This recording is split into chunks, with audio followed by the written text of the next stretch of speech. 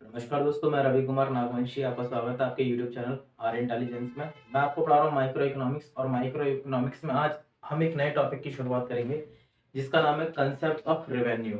अब तक हम कॉस्ट को कवर कर चुके हैं, कंसेप्ट ऑफ कॉस्ट। अब हम शुरुआत करेंगे कंसेप्ट ऑफ रेवेन्यू। ये नया चैप्टर में स्टार्ट करते हैं। हमने प्रोडक्शन के बारे में पढ़ा, किसी चीज का प्रोडक्शन करना। ठीक है, जब आपने कोई चीज प्रोड्यूस की तो प्रोड्यूस करने में उस पर कॉस्ट लगी, हमने कॉस्ट पढ़ा। ठीक है, हमने प्रोडक्शन पढ़ा, हमने कॉस्ट पढ़ा। अब जो चीज आपने प्रोड्यूस की है तो आप उसे सेल करेंगे। सेल करने से आपके पास रेवेन्यू आएगी, मतलब इनकम रिसीव होगी आपको। ठीक है, बस आज हमें इनकम का पार्ट कंप्लीट करना है, रेवेन्यू का पार्ट कंप्लीट करना है। काफी इजी चैप्टर है लेकिन काफी इंपॉर्टेंट क्वेश्चन है इसके अंदर। इनकम, रेवेन्यू क्या है? रेवेन्यू मतलब इनकम। इनकम आपको कैसे आएगी? जो चीज आपने प्रोड्यूस की है उसको जब आप सेल करेंगे, सेल करने के बाद जो आपको रिसीव हुआ दैट इज इनकम। ठीक है, वो इनकम, वो रेवेन्यू कहलाएगी। अब जैसे हमने लास्ट वीडियो में या इससे पहले भी हम पढ़ चुके हैं, कॉस्ट, अगर हम किसी चीज पे हमारी कॉस्ट इनकर्ड हो रही है, एक्सपेंडिचर इनकर्ड हो रहा है, तो उसमें टोटल कॉस्ट होगी। ठीक है, टोटल कॉस्ट हमने पढ़ी वहां पर, तो एवरेज कॉस्ट भी होगी, एवरेज कॉस्ट भी तो मार्जिनल कॉस्ट भी। तो ये सारी कंसेप्ट तो हम पढ़ते ही आए कि एवरेज, मार्जिन और टोटल, ये तीन चीजें तो रहती है। वही चीज यहाँ पर भी हम पढ़ेंगे। रेवेन्यू में हम तीन चीजें, total revenue, average revenue and marginal revenue. Marginal revenue, ठीक है, तो आपने एक यूनिट सेल की, जब सेल करोगे तभी आपके पास रेवेन्यू आएगा। ठीक है, जब आपने सेल की तो मान लेते हैं आपके पास 10 रुपए रिसीव हुए, दूसरी यूनिट से आपको 8 रुपए रिसीव हुए, तीसरी यूनिट से आपको 6 रुपए रिसीव हुए। ठीक है, इस तरह से आपको इनकम रिसीव हो रही है। ये होता है इसका marginal, sorry, marginal revenue, MR होता है आपका, एवरेज रेवेन्यू और टोटल रेवेन्यू। एवरेज रेवेन्यू निकालने के लिए मुझे क्या करना पड़ेगा? मुझे एवरेज रेवेन्यू निकालने के लिए टोटल रेवेन्यू पता होना चाहिए, क्योंकि एवरेज रेवेन्यू का फॉर्मूला क्या होगा? Total revenue divide by number of unit जो हमने प्रोडक्शन, प्रोड्यूस वाली जो हमने सेल की है। तो एक यूनिट पर मुझे पता है कि पहली यूनिट जब मैंने सेल की तो मुझे 10 रुपए की इनकम हुई इससे, तो मेरी टोटल एक यूनिट पर कितनी कितनी रेवेन्यू है? 10 रुपए है। जब मैंने दूसरी यूनिट सेल की तो दूसरी यूनिट से मुझे 8 रुपए की इनकम हुई। तो इसका मतलब अब तक दूसरी यूनिट तक आते आते मुझ पे टोटल इनकम कितनी हो गई? पहली वाली से 10 और अब वाली से 8, तो टोटल 18। अब नेक्स्ट मैंने सेल की तो उससे मुझे 6 रुपए रिसीव हुए, तो पहले 24 और ये मेरे पास 24 रुपए हो गए। पहले 18 और अब 6, 24 हो गए। ठीक है, एवरेज कैसे निकाले? नंबर ऑफ यूनिट से डिवाइड कर दो। एक यूनिट तक आते आते मेरे पास टोटल कितना था? 10, तो एवरेज कितना आएगा? 10। दो यूनिट तक आते आते मेरे पास 18, टोटल रेवेन्यू 18, 2 से डिवाइड कर दूंगा तो 9, इसे 3 से डिवाइड कर दूंगा तो 8। तो इस तरीके से ये टोटल रेवेन्यू सेम है जैसे हमने प्रोडक्शन में पढ़ा है, जैसे हमने कॉस्ट में पढ़ा है। ठीक है, टोटल कॉस्ट पढ़ा हमने, टोटल प्रोडक्शन पढ़ा, ऐसे ही यहाँ पर सारी चीजें। Total revenue, average revenue into number of units, average revenue equal to TR and divide by number of units. ठीक है, marginal revenue MR equal to change in total revenue and number of units. ठीक है, change in number of units, TR equal to AR equal to MR. Unit one पर ये तीनों equal होते हैं। ठीक है, जैसे हमने अभी एग्जांपल देखा, टीआर ये नंबर ऑफ यूनिट्स, ये आपका टीआर, ये आपका एवरेज, दिस इज आपका मार्जिनल कॉस्ट। 1 2 3 हमने एग्जांपल लिया था, अभी हमने कितना 10 लिया था, तो 10 एंड 8 देन 6, हमें पता था 10 18 24। जब मैंने इसे इससे डिवाइड करा तो ये 10 आया, ये 9 आया, फिर ये 8 आया। तो एक यूनिट पर ये तीनों इक्वल होते हैं। ठीक है, एक यूनिट पर ये तीनों इक्वल होते हैं। डेफिनेशन देख लेते हैं। Revenue refers to the income generated due to sale of goods या कमोडिटी। गुड्स को सेल करने से या कमोडिटी को सेल करने से जो हमारे पास इनकम आएगी उसी को हम रेवेन्यू बोलते हैं। Total revenue refers to the sum of the income, sum income का सम है जो किससे आ रहा है? Due to sell a certain quantity of the goods. Goods की कुछ क्वांटिटी बेचने से हमारे पास जितना सम आता है टोटल, हमने मान लो 3 क्वांटिटीज बेची तो उनका सम मेरे पास 24 आया। तो सम है यहाँ पर कि total revenue refers to the sum of the income due to sell a certain quantity of goods. ठीक है, तो मेरे पास ये कितना सम आया 24। ठीक है,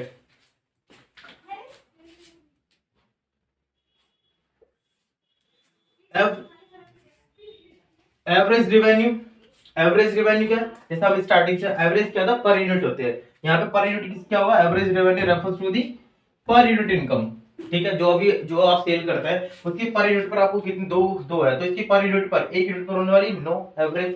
ठीक है, marginal revenue, marginal revenue refers to the change in total revenue due to sell additional units of goods, units of goods, additional units of goods, goods को सेल करने से आपको जो रिसीव हुआ ये मार्जिनल रेवेन्यू हो गया। तो ये आपकी शॉर्ट डेफिनेशन हो गई जो एक एक दो नंबर में पूछी जाती है। जब आपसे कोई बड़ा क्वेश्चन पूछा जाता है तो वहां आपको उस क्वेश्चन में अगर तो डेफिनेशन से शुरुआत करो आप, वहां पर वो भी एक अच्छी स्टार्टिंग रहती है, एक अच्छी स्टार्टिंग मिलती है आंसर को हमारे। तो वहां पे आप डेफिनेशन से स्टार्टिंग कर सकते हैं कि अगर आपको ऐसा लगता है कि वहां पे आप टोटल रेवेन्यू की उस क्वेश्चन में कोई बात कर रहे हैं तो आप एक अच्छे से स्टार्टिंग कर सकते हैं, ऐसे इंट्रोडक्शन पार्ट करके टोटल रेवेन्यू। तो इससे एक हमारे क्वेश्चन को एक अच्छी स्टार्टिंग मिलेगी। ठीक है, एक क्वेश्चन ये हमारे खत्म हुआ। नेक्स्ट क्वेश्चन देखते हैं, रिलेशन क्या है, relation between TR and MR. MR में रिलेशन क्या है, सबसे पहले तो ये देखते हैं। ठीक है, आपको ये टेबल बनानी है। फर्स्ट ऑफ ऑल कैसे बनानी है, नंबर ऑफ यूनिट्स आपको 7 तक लेनी है, टीआर एआर आपने मेंशन कर दिया, एमआर आपको 10 से शुरुआत करनी है और दो दो रिड्यूस करते हुए जाना है। 10 से शुरुआत करोगे 8 और 10 8 6 4 2 0 -2, दो दो रिड्यूस करते जाना। आप टोटल रेवेन्यू आराम से निकाल सकते हैं कि फर्स्ट कैसे निकालते हैं, 10 सीधा, 10 में 8 को ऐड करेंगे तो 18, 6 24 28 30 एंड माइनस का 28। ठीक है, एवरेज निकालने के लिए नंबर ऑफ यूनिट से डिवाइड कर देंगे, ये हमारे पास एवरेज आ गया। डायग्राम आपको बहुत ही इजी है, ये आपका इस तरीके से डाउनवर्ड की तरफ जाएगा, ये आपका यहाँ से शुरू होगा, ये माइनस पे चलेगा, जो इसका हाईएस्ट पॉइंट होगा इस हाईएस्ट पॉइंट को आप मीट करोगे, ये आपकी मार्जिनल रेवेन्यू या आपकी टोटल रेवेन्यू का डायग्राम है। ये यहाँ से आप लेकर आओगे, यहाँ मीट करोगे इस पॉइंट पर। ठीक है, ये आपका 0 पॉइंट होगा, एमआर नीचे चलेगा, माइनस में चला गया, एमआर डिक्रीज कर रहा है। ठीक है, तो ये चीज आपने देखी। तो हमने डायग्राम को भी देखना है कि हमारा सबसे हाईएस्ट पॉइंट है और ये 0 पर है यहाँ पर, उसके बाद नेगेटिव हो रहा है हमारा एमआर। तो सिर्फ ये पॉइंट बाद में डिस्कस करते हैं, पहले 3 देखते हैं। एमआर टोटल रेवेन्यू इंक्रीज कर रहा है। ठीक है, total revenue increases at decreasing rate. Decreasing rate का मतलब क्या है, एमआर डिक्रीज कर रहा है, then MR decreases. Total revenue increase कर रहा है, ये यहाँ डिक्रीज कर रहा है तो डिक्रीजिंग रेट पर कर रहा है, तो एमआर डिक्रीज कर रहा है। Total revenue increasing, decreasing rate पर, तो एमआर डिक्रीज कर रहा है। When TR is at its maximum level then MR is 0। ये मैक्सिमम लेवल पर है, एमआर यहाँ पर 0 है। ठीक है, ये 2 पॉइंट कवर हो गए। व्हेन टीआर डिक्रीजेस, जब टीआर डिक्रीज करना शुरू करता है तो एमआर क्या हो जाता है, नेगेटिव हो जाता है, तो सीधा वो नेगेटिव हो जाता है। ठीक है, टेबल के अंदर भी देख सकते हैं, यहाँ पे भी देख सकते हैं। नंबर ऑफ यूनिट्स आपको मेंशन करना है यहाँ पर, एंड रेवेन्यू यहाँ मेंशन करना है, number of units and revenue. ठीक है, X axis and Y axis, ये तो आप अच्छे समझ चुके होंगे अब तक। लास्ट पॉइंट है ये वाला, ये हमने कवर कर लिया, ये कवर कर लिया, ये लास्ट पॉइंट है। व्हेन टीआर, तो उस केस में क्या बनता है, टीआर इंक्रीजेस, टीआर इंक्रीज करेगा। एक हमने देख लिया डिक्रीजिंग रेट पर कर रहा है, अब देखेंगे इंक्रीजिंग रेट पर करेगा। तो इसका मतलब क्या है, इंक्रीजिंग रेट पर कर रहा है तो एमआर क्या करेगा, इंक्रीज करेगा, तो एमआर इंक्रीजेस। इस केस में होगा डायग्राम थोड़ा सा एमआर का इस तरह से बनेगा। ठीक है, ये यहां पर हमारा एमआर का डायग्राम इस तरह से बनेगा। ठीक है, एमआर का ये इसका मैक्सिमम पॉइंट हो जाएगा टीआर का, ये एमआर हो जाएगा मेरे पास। ये यहां पर ये इंक्रीज कर रहा है यहां से, फिर यहां से डाउनवर्ड जाने लग गया, तो टीआर इंक्रीज कर रहा है इंक्रीजिंग रेट पर, टीआर इंक्रीज कर रहा है डिक्रीजिंग रेट पर, टीआर मैक्सिमम पर पहुंच गया, ये 0 पे पहुंच गया, टीआर डिक्रीज हुआ, ये नेगेटिव हुआ। ठीक है, तो ऐसे हमें याद करके रखना है सारी चीजें। ओके, नेक्स्ट क्वेश्चन, स्लोप बताना है, मतलब स्लोप ऑफ एआर मतलब average revenue under perfect competition market. Perfect competition market में स्लोप कैसा रहता है एआर का। सबसे पहले परफेक्ट कंपटीशन मार्केट को समझते हैं। परफेक्ट कंपटीशन मार्केट ऐसी मार्केट होती है जहां पर लार्ज नंबर ऑफ सेलर्स होते हैं, लार्ज नंबर ऑफ सेलर्स होंगे। जैसे एग्जांपल के तौर पर आपके आसपास कोई मार्केट होगी जहां पर आप सेल परचेज करने जाते होंगे, ठीक है, खरीदारी करने जाते होंगे, तो वहां पे काफी सारे किराना स्टोर वाले होंगे, काफी लार्ज नंबर ऑफ सेलर्स होंगे, ठीक है। तो आपके कई सारे सेलर्स होंगे वहां पर, लार्ज नंबर ऑफ, और इस तरीके से इस मार्केट में लार्ज नंबर ऑफ, ठीक है, लार्ज नंबर ऑफ बायर्स होते हैं, ठीक है। तो इसी तरीके से लार्ज नंबर ऑफ, इसमें क्या होता है, बायर्स होते हैं, large number of buyers, large number of sellers होता है। अब आप ये मान लो कि जब आप किराना स्टोर पे जाते हो किसी मार्केट में, तो उस मार्केट में क्या, ठीक है, जो गुड्स इसके पास मिल रहा है वो गुड्स इसके पास भी मिलेगा, इसके पास भी मिलेगा, इसके पास भी मिलेगा, इसके, तो प्राइस क्या रहेंगे, प्राइस सेम रहेंगे, प्राइस में कोई डिफरेंस नहीं होगा, एक स्टैंडर्ड प्राइस रहेगा, ठीक है, एक फिक्स प्राइस रहेगा, यूनिफॉर्म प्राइस रहेगा। क्यों, ठीक है, तो यूनिफॉर्म प्राइस रहेगा, तो ये डिसाइड नहीं करते प्राइस को, ये इंडिविजुअल, जैसे कोलगेट खरीदने गए तो कोलगेट खरीदोगे तो जितने ग्राम की कोलगेट इससे लोगे वही रेट पे ये भी देगा, ये भी देगा, ये भी देगा, ये भी देगा। क्यों, क्योंकि ये मार्केट रेट है, मार्केट रेट को ये क्या कहता है, इंडस्ट्री डिसाइड करती है इस मार्केट रेट को, ये लोग अपनी मर्जी से इंडिविजुअली मार्केट रेट को चेंज नहीं कर सकते, ठीक है, इनके पास ये राइट नहीं है। क्योंकि अगर ये करते हैं या तो हाई करेंगे, तो आपको पता है अगर इस इंडिविजुअल ने अगर प्राइस इंक्रीज कर दिए कोलगेट के, तो सीधी सी बात आपको पता है कि जब ये कोलगेट मुझे मान लेता है कि कोई 100 रुपए की 100 में मिल रही है, ठीक है, इसने 100 में, आपको सारे सेलर के पास ये कोलगेट 100 में मिलेगी, इसने 120 की, तो आप 120 में इससे क्यों परचेज करोगे, ठीक है। तो अल्टीमेटली ये क्या करेगा, लॉस फेस करेगा।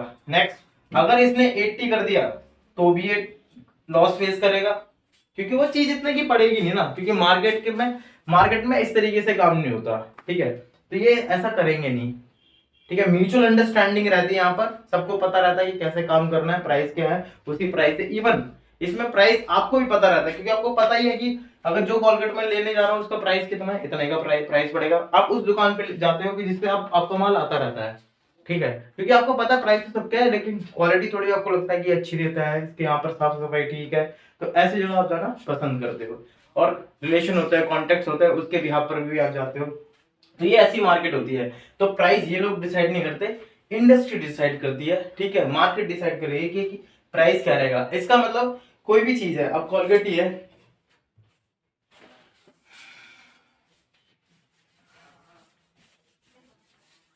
अगर कोलगेट ही है, ठीक है, कोलगेट आप हम सेल आउट कर रहे हैं, तो आप 1 यूनिट परचेज करो तो भी उस यूनिट का कितने रुपए देके आओगे, 10 रुपए, दूसरी भी करोगे तो भी उसका 10 रुपए देके आओगे, अगर 10 रुपए की है, ठीक है, 10 रुपए रेट लेके चल रहा हूँ, तीसरे की यूनिट के भी 10, तो प्राइस क्या रहेगा, स्टैंडर्ड प्राइस रहेगा, ठीक है। आपने पहली यूनिट, तो ये क्या हो गया आपको मार्जिनल रेवेन्यू, पहली से अगर सेलर सेल करेगा 1 यूनिट तो भी उसे 10 रुपए ही मिलने, दूसरी यूनिट भी करेगा तो भी 10 ही मिलेंगे, तीसरी यूनिट पे भी उसे 10 मिलेंगे, चौथी पे भी 10 मिलने हैं, टोटल रेवेन्यू पहली पे 10, दूसरी पे 20, 30, 40, ठीक है। एवरेज रेवेन्यू क्या होगा, एवरेज रेवेन्यू आपका क्या कहते हैं, 10 10 10 10। तो क्यों, आपको पता है कि प्राइस फिक्स है, प्राइस क्या रहेंगे, फिक्स रहेंगे, तो ये स्ट्रेट लाइन रहेगी।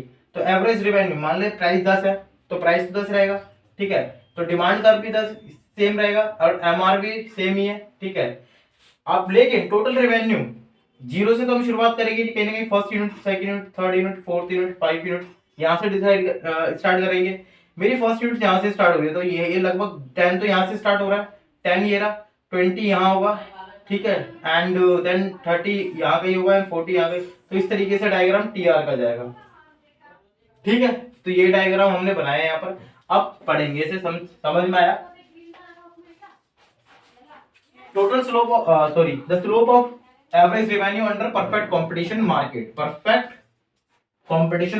Under perfect competition market the slope of AR और डिमांड कर्व पैरेलल होता है, ठीक है, parallel to the OX axis, क्योंकि दोनों इसका स्लोप और इसका स्लोप बराबर ही रहेगा, that's why it is parallel to the OX axis, क्योंकि बिकॉज ऑफ ऑल फर्म्स, जितनी भी फर्म्स है आर सेलिंग देयर प्रोडक्ट्स, अपने प्रोडक्ट किस रेट पे बेच रहे हैं, they are selling at a given price, जो मार्केट ने डिसाइड किया उस प्राइस पर बेच रहा है, which is determined by the industry, industry से डिसाइड करेगी।